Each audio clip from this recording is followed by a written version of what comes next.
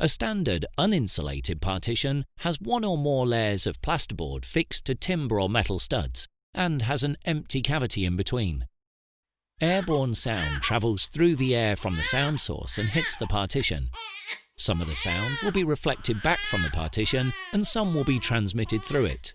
The amount transmitted through the partition will be lower than the original sound source because some will have been reflected.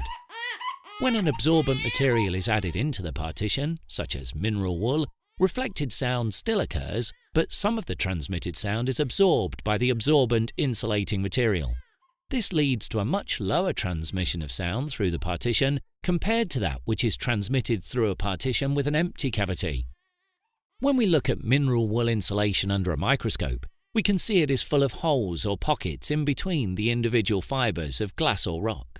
When the sound energy impinges on the insulation, it vibrates the fibres, is impaired by the air pockets, and is thus converted into heat energy, meaning less sound energy makes its way through the partition, resulting in an increased level of sound reduction.